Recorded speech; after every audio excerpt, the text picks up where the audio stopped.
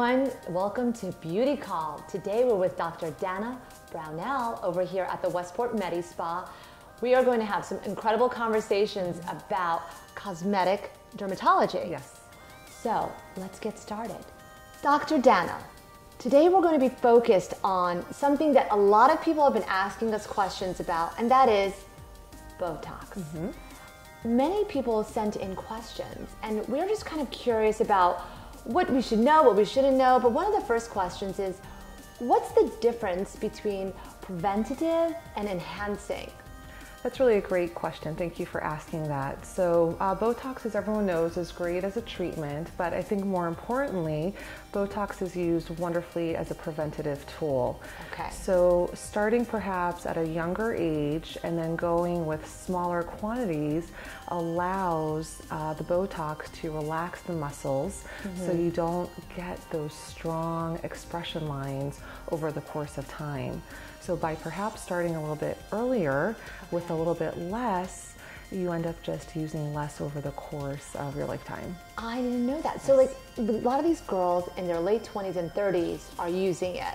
And that's actually good for them because they're preventing it for the future being more significant. More significant. Yes, Wow. absolutely, absolutely.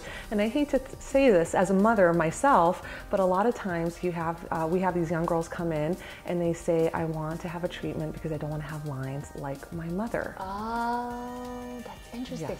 So some people have been sending in questions. One thing that someone asked is, how long does it take to actually, like from when you inject the needle to it actually showing? Right. How long does that usually take? Right, that's a great question as well. So everyone's a little bit different. Some people really start showing the results of their treatment after a couple of days. I always say give it up to 2 weeks for complete relaxation of the muscles. Okay. And sometimes people are using it in other ways, like to prevent sweating, migraines. What is that about? Yeah, so Botox has, aside from cosmetic applications, has some wonderful medical applications as well. So for issues that are more neurological, like migraines or something that's really debilitating, then Botox is really used best in a neurologist's hands. But for something that is bothersome, like excessive sweating underneath the arms or on the palms, then Botox works fantastic and typically lasts quite a long time for that treatment. That's interesting because when you're saying quite a long time, like is that for like a few months, or because everybody's different? So when we use Botox for excessive sweating, you can typically get longevity of anywhere between 9 months to sometimes even up to a year with that. Wow, I did not know that. That's very interesting. And how young can you be to start that?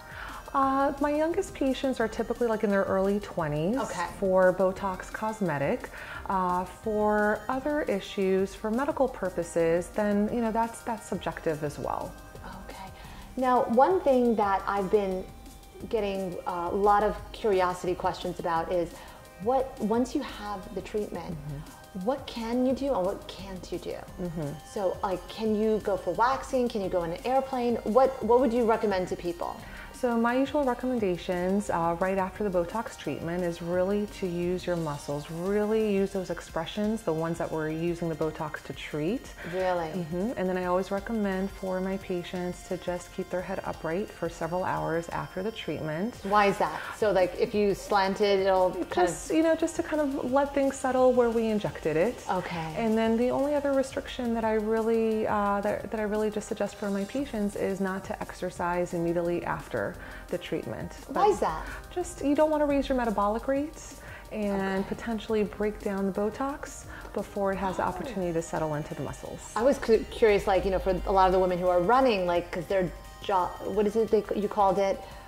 Their face is going up and down. Oh, yes. Well, I always think about those the slow motion frames when I'm watching the Olympics every few years, and I see the 100-meter runners, and then they capture them because those races only last a few seconds, but you really see the force and the stress that impact takes on your facial muscles and your facial anatomy. Wow.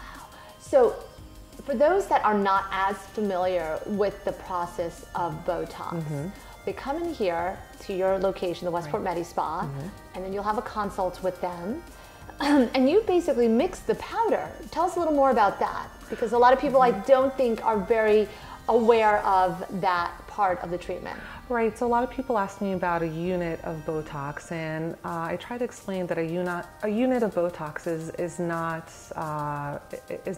an equal measure across the board. Okay. It is something that is constituted by the physician, and sometimes Botox can be a little bit more concentrated, sometimes it can be a little bit more dilute, and it's really important when you get a treatment to have a concentrated amount of Botox. And you should really have your treatment done by a qualified physician, because the concentration of the Botox really matters. Wow. Well, listen, thank you so much. If you want to find out more information about Dr. Dana Brownell here at the Westport Medispa, please make sure to go to the website and book your consult. You're always so incredibly engaging, and it's comforting, because I know a lot of this is very overwhelming for people who don't know. So thank you so much for your time. My pleasure, Cammie. Thank you.